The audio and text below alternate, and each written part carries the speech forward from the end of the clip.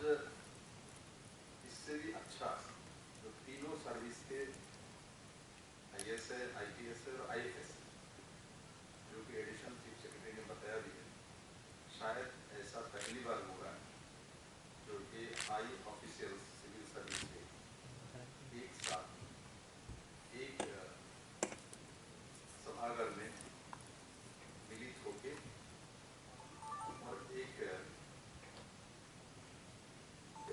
Seminar में भाग लेते हुए अपना अपना विषय रखने का एक सुंदर उदाहरण प्रस्तुत करने का मौका मिला। सिंप्लीफाई किया गया है, फैक्ट्री रूल्स को सरलीकरण किया गया है, लोगों को इन्वेस्टमेंट करने के लिए आने के लिए दरवाजा खुला गया है, किंतु जो एम्प्लॉय और लेबर है इनको भी, इनका हित भी दिखा गया ऐसा, इनका सिक्योरिटी, इनका हेल्थ, इनके रहने का बंदोबस्त, इनकी सुविधाएं, सब कुछ रखते हुए इतना सारा रिफॉर्म्स किसी ने कभी कल्पना किया त्रिपुरा जैसा स्टेट में लंबे समय कम्युनिस्ट रहा है और उसमें लेबर में इतना बड़ा रिफॉर्म्स करेंगे?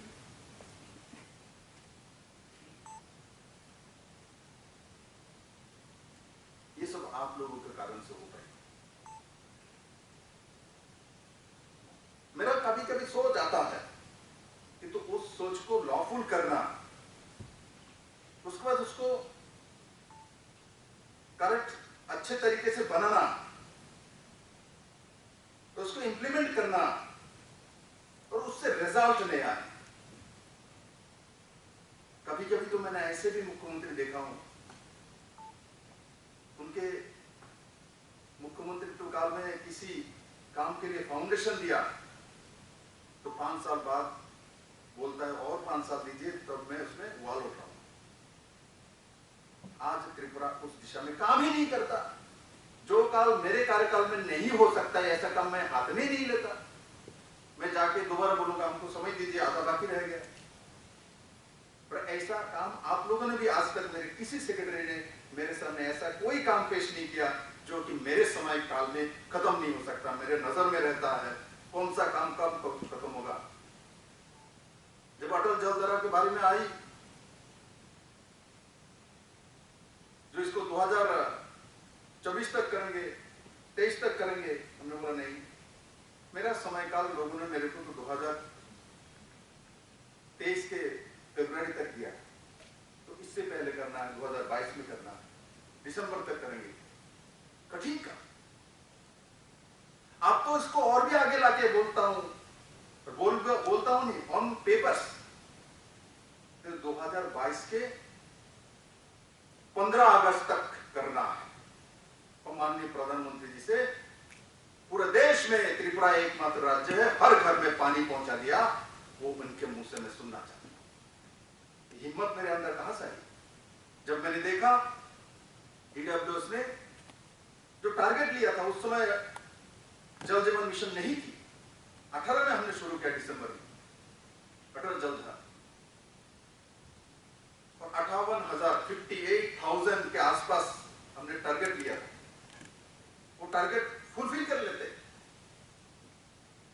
कोविड-19 का क्राइसिस नहीं आती तो काम नहीं हो पाया, तब भी हम लोग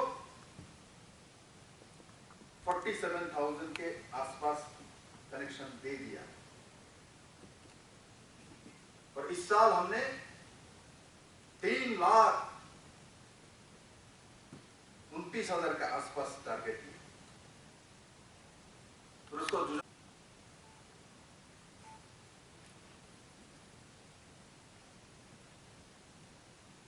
मैं पहले वहां से शुरू करूंगा, राष्ट्र परिचालन। हम लोग सभी लोग चंद्रगुप्त चाणक्य का कहानी को जानते हैं, तो मौर्य साम्राज्य के समयकाल के बारे में जानकारी रखते हैं। मगध को रक्षा के लिए जब चंद्रगुप्त को सामने रखे चाणक्य अटल सिद्धांत में रहेंगे और उसके ऊपर एक अखंड भारत की कल्पना करते हुए योजना बनाते हुए आगे निकल रहे थे, तब ऐसा एक संदिग्ध आया था।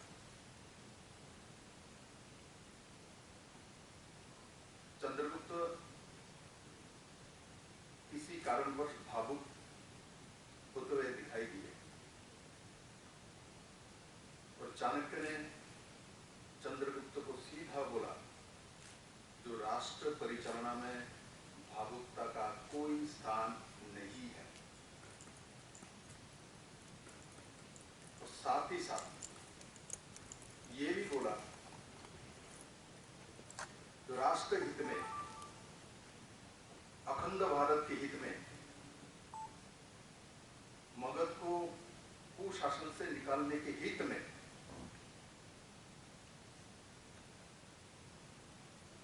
जब आपके पास ऐसा कुछ खंड क्षण आएगी जब आपको चाणक्य और अखंड भारत राष्ट्र के दोनों में किसको चुनना है, ये स्थिति भी आए तो आप किसको चुनो? और उसका उत्तर वही था, राष्ट्र चुने।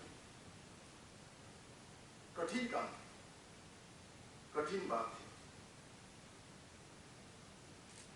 और जिस गुरु ने उनको एक साधारण घर से उठा के इस स्थिति पे लाया और वो बोलता है राष्ट्र और मेरे में से चुनना है, तो आपको किसको चुनना है? और उसमें वो निकल के आते हैं जो राष्ट्र को चुने। जो मैं मानता हूं मेरे प्रदेश के सभी सिविल सर्विस में जो ऑफिसर्स काम कर रहे हैं वो भी उसी दिशा में ही काम करेंगे व काम कर रहे हैं, क्योंकि हम उसी देश के जन्म लिए हैं जहां चंद्रगुप्त और चाणक्य ने जन्म लिया। हम लोग कभी कभी हमारे इतिहास, गांव गरीब किसान के नाम कितना बिका गया त्रिपुरा में, हुआ क्या आंदोलन, रिजल्ट क्या?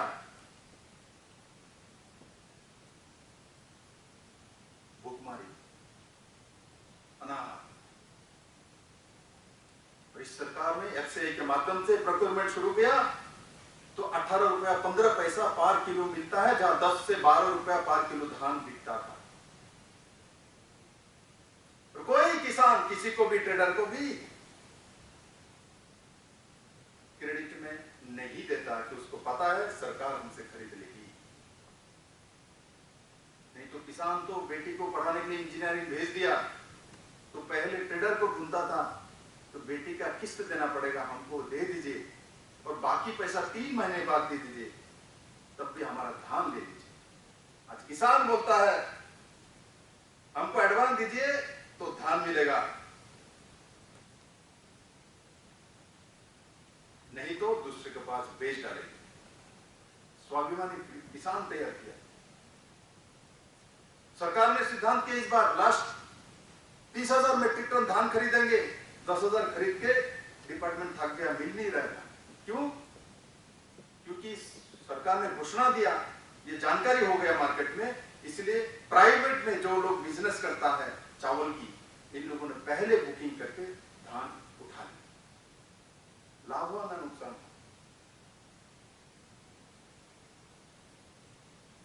बहुत लाभ।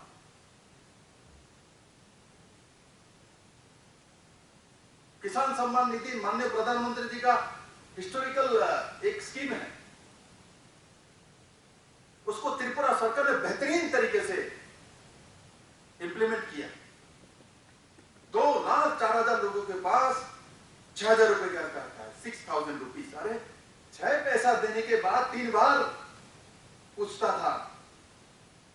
एक समय रात 6,000 रुपया किसान के पास फ्री में चली जाती है, कोई पूछता नहीं है। किसने किया? आप लोगों ने किया। हमने जाके इंप्लीमेंट नहीं किया। इंप्लीमेंट तो आप ही लोग करते हो।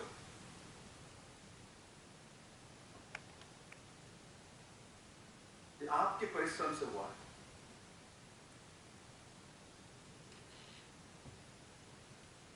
और सरकार पेड़ी मतलब धान के लिए पहले सोचता था, इतना धान हमको करना इतने हेक्टर में। आज सरकार ने देखा, मेरे को जब ऑफिसर लोगों ने दिखाया, बोले सर धान से ज्यादा भुट्टा में पैसा ज्यादा है, काली दाल में पैसा है। तो हमने जो योजना बनाया था, इतने हेक्टर में धान करेंगे तो उसको कट करके आ गया जो ना हम भुट्टा लगाएंगे 50,000 हेक्टर में। क्योंकि भुट्टा 1 रुपया लगाते हैं तो 2 रुपया 15 पैसा आती है।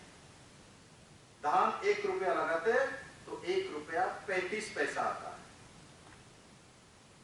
और काली दाल 1 रुपया लगाते हैं तो 1 रुपया 75 पैसा आता है। और हमने पहले तो जानता नहीं था भाई ये सब भी होता, इसलिए धान के प्रति चला गया। जब देखा, हमको ऑफिसर ने देखा सर धान से ज्यादा इसमें लाभ होता है, मैं किसानों को वही रास्ता दिखा दिया। क्योंकि भुट्टा हम खरीद लेंगे, दूसरे स्टेट को बेच डालेंगे, धान चावल दूसरे स्टेट से खरीद लेंगे, किंतु मेरे किसान के पास पैसा ज्यादा होना चाहिए। क्योंकि प्रधानमंत्री ने बोला दुगना पैसा देना।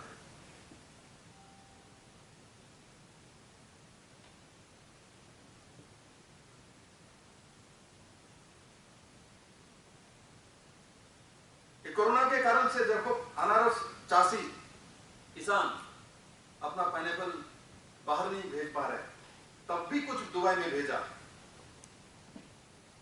तो हमने आप लोगों के सहयोग से योजना ले आया, मुख्यमंत्री कोरोना प्रतिरोधक योजना, उसको इंप्लीमेंट कर दिया। 400 के ऊपर जगह में हो गए। नींबू का शरबत और पाइनएप्पल, सेल्फ हेल्प ग्रुप बहनों के माध्यम से एक तरफ विटामिन सी, दूसरी तरफ 300-350 किसान बच गए। ये पॉजिटिव सोच होता है। ये कोई पहले बजट में बना हुआ डिसीजन नहीं है। जब गवर्नमेंट पॉजिटिविटी के साथ काम करता है तब ऐसा इनिशिएटिव आता है। जैसे ही वो बात सामने आई, मैंने चीफ सेक्रेटरी को बोला, बोले सर फाइनेंस से तुरंत दे देंगे। एक बार भी नहीं बोला सर ऐसा करने से पैसा चला जाएगा, अभी आपको पैसे का जरूरत है, नहीं बोला। मैंने उनको बोला भी था, देखो ना इधर पैसा बचा के वहां से कर लेते हैं एनएचएम से। बोले सर एनएचएम में शायद गाइडलाइन की जरूरत होगा नहीं, आप चिंता मत करिए सर, कर लेंगे हम। और कितना कम समय में इसको इंप्लीमेंट करके दिखा। किसी राज्य में नहीं हुआ ऐसा, किसी प्रदेश में नहीं हुआ देश में। ये त्रिपुरा में होती है। दूसरे दुनिया के इतिहास को लेके आगे बढ़ने की कोशिश करते हैं। मैं दूसरी दुनिया का इतिहास को विरोध नहीं करता, किंतु अपने देश में जो है, जो शिक्षा थे उस समय में, जो विरुद्ध थे, जो जिस बड़े बड़े महिला है, एक के बाद एक वीरांगना महिला का नाम मैं बोल सकता हूं।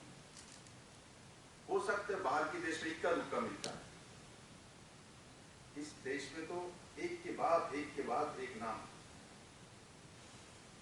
हम अहिल्या को भी बोल सकते हैं, हम द्रौपदी को भी बोल सकते हैं, हम सीता को भी बोल सकते हैं, हम मंदाकिनी को भी बोल सकते हैं। अभी विष्णु पितामह से लेके चलना शुरू करे तो चंद्रगुप्त से लेके सम्राट अशोक से लेके आगे चलते हैं। तो पूरे दुनिया में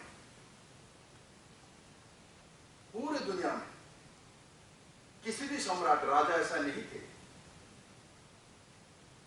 युद्ध जीतने के बाद भी, कलिंग युद्ध जीतने के बाद भी चंद्र अशोक को चंडाल कहा जाता था। ऐसा खतरनाक साम्राज्यवादी मानसिकता, पूरा दुनिया हमको जीतना है, और ऐसा व्यक्ति कलिंग युद्ध में जीतने के बावजूद भी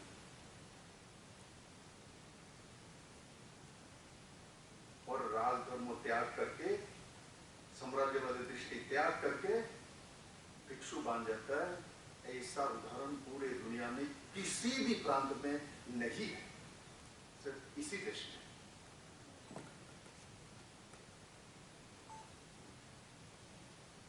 और एक साधारण ब्राह्मण अपने साधारण एक व्यक्ति को उठा के चक्रवर्ती सम्राट बना देते हैं, ऐसा उदाहरण भी दुनिया में नहीं है। हम लोग इस भूमि में जन्मे हैं। मुझे गर्व है तो मेरा भी जन्म इसी भूमि में हुआ, तो इसलिए आप लोग के माध्यम से हमारे जो भूमि जिसका दायित्व मेरे ऊपर सौंपा है जनता ने, मैं उसको आगे लेके जाना चाहता हूं, और उसी को सामने रख के चीफ सेक्रेटरी मनोज कुमार जी ने शुरुआत ही में बोला, एक त्रिपुरा श्रेष्ठ त्रिपुरा और मॉडल त्रिपुरा, ये दो हमारा मूल मंत्र है। और मुझे गर्व है हर क्षेत्र में मैं जब देखता हूं, मैं संतुष्ट नहीं हूं, किंतु मैं गर्व करता हूं, मैं जिस ऑफिसर के साथ काम करता हूं, जिससे कुछ मैं सीखता हूं, क्योंकि मैं बहुत कुछ सीख के नहीं आया। मैं पहली बार का विधायक हूं, पहली बार मैं मुख्यमंत्री बना हूं, पहली बार कोई सरकारी फाइल देखना शुरू किया हूं, और पहली बार जनता के लिए काम करना सीख रहा हूं। मेरे पुराने कोई अभिज्ञता नहीं, एक्सपीरियंस है तो मेरे सामने जो लोग बैठे हैं और मंच में जो बैठे हैं, इनका है। किसी का 30 साल का, किसी का 25 साल का, किसी का 20 साल का सर्विस, और मैं इसका लाभ उठाना चाहता हूं। और जहां तक मैं देखा हूं, आप लोग अपने अपने स्थान पर वो कोशिश करते हैं। साधन की कमी है, फाइनेंस का समस्या है, इसके लिए मैं दोषी नहीं हूं। मेरे पीछे जो लोग थे,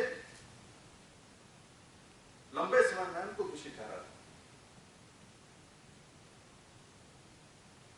त्रिपुरा के फाइनेंस को मजबूत करना ये मुख्यमंत्री का दायित्व बनता है, जो कि आज के दिन में उस दिशा में राज्य सरकार काम कर रही है। मैंने इस राज्य में मुख्यमंत्री का जब दायित्व लिया, तो टैक्स रेवेन्यू कलेक्शन जो ओन खुद का, वो 9% के आसपास, आज वो 26% क्रॉस करके गए हैं आगे। कोविड-19 के बाद इतना क्राइसिस होने के बाद भी मैंने देखा मई में क्या कलेक्शन हुई, अप्रैल में क्या कलेक्शन हुई, जहां अप्रैल में 20% कलेक्शन हो रहा था और मई में जाके वो 60% के ऊपर गई।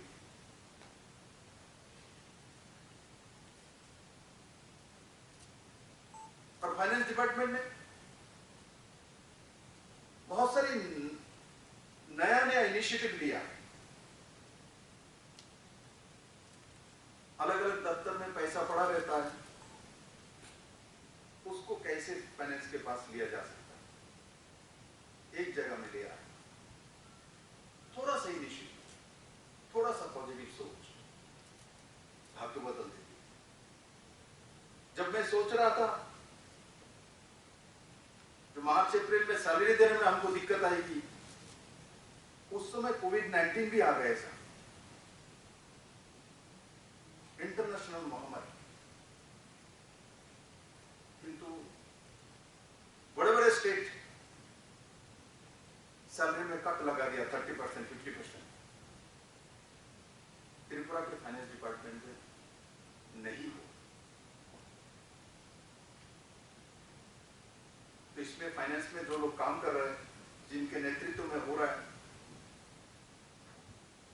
जो ऑफिसर वहां काम कर रहे हैं, उनको श्रेय नहीं जाती? जरूर जाती। श्रेय लगाना, तो एक छोटे छोटे उदाहरण मैं प्रस्तुत करूंगा। कैसे रोजगार किया जाता है, जनता के ऊपर बोझ ना देके ऐसा इनिशिएटिव लिया है। इलेक्ट्रिसिटी में सेज लगाया तो 120 करोड़ रुपए का फायदा आ रहा। उसमें उठा के देखा मैंने, ओएनजीसी, ओटीपीसी, असम सरकार, इनको ऊपर आया है। और त्रिपुरा के जो कंज्यूमर है लोकल हमारी, इनमें शायद 20 करोड़ के आसपास आया है। बाकी 100 करोड़ के आसपास पैसा ओएनजीसी, ओटीपीसी, असम सरकार, जो लोग हमसे बिजली लेते हैं, इनसाइड।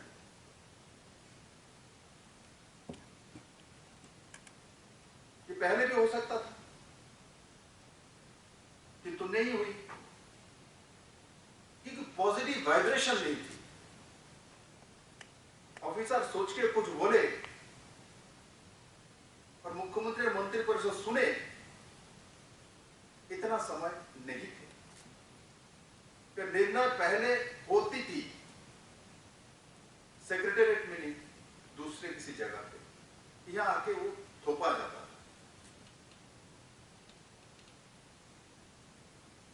ये बात समझने में मेरे को कोई दिक्कत नहीं हुई। ऐसे फाइनेंस में बहुत सारे इनिशिएटिव लिए गए थे, जिसके कारण से इतनी बड़ी महामारी के साथ संघर्ष करते हुए त्रिपुरा अपने एक जो रास्ता तैयार किया, उस रास्ते में चल पड़े।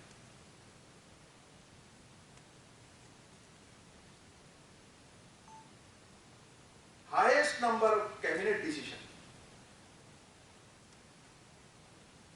72 में त्रिपुरा पूर्ण राज्य हुआ। इससे पहले भी तो राज्य था ही।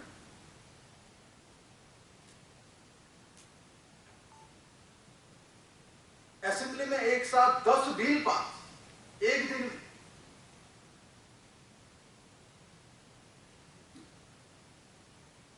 एक दिन में कैबिनेट में एक दिन में 20 एजेंडा आ जाती है। 3 घंटे 4 घंटे का कैबिनेट किसके हित में? राष्ट्र हित में। कैबिनेट के दिन भी 10 मिनट पहले भी मेरे पास फाइल आ जाती है, सर 7 दिन देर हो जाएगी, इसलिए आज ही उसको एडिशनल एजेंडे में डाल के ले लेते हैं। किसका सोच है? कौन कहता है मेरे को? मेरे को सेक्रेटरी तो बोलता है, कोई आईएएस ऑफिसर तो बोलता है, कोई आईपीएस ऑफिसर बोलता है, कोई आईएफएस बोलता है, और टीसीएस, टीपीएस और भी जो कैडर, यही लोगों को तो कहता है। ये भी तो हो सकता था, चलो छोड़ देते, इतना सारा एजेंडा नेक्स्ट टाइम लेके आएंगे। हमको तो पता भी नहीं चला कि इक्का दुक्का मैं फोन करता हूँ क्या हुआ फाइल का, इतना सारे डिपार्टमेंट में कहाँ फाइल है, बोल दिया भाई कैबिनेट पे लाना है, 15 दिन देर कर देगा, तो मेरे को कैसे पता चले? मुझे तब खुशी होता है जो ऑफिसर लाके मेरे सामने फाइल खड़ा कर देता है, साफ मार्जी कर, मेरे को खुशी होती है, ये लोग काम करना चाहता, समय बर्बाद नहीं करना चाहता, मेरे सोच को साकार करना चाहता। इस 2 साल 3 महीने में जितने भी कैबिनेट हुआ आप उठा के देख लीजिए और सब पे एक्ट कर लीजिए, और उसको इंप्लीमेंट भी कर दिया 90%। ऐसा नहीं लेके डिसीजन बैठे रहे, हो सकता है काम खत्म नहीं है, क्योंकि कोई भी कैबिनेट डिसीजन लेने के बाद उसमें वो काम संपूर्ण करने में 2 साल, 1 साल, 3 साल समय लग सकता है, किंतु शुरू नहीं किया, ऐसा मेरे को लगता नहीं ऐसा कोई कैबिनेट डिसीजन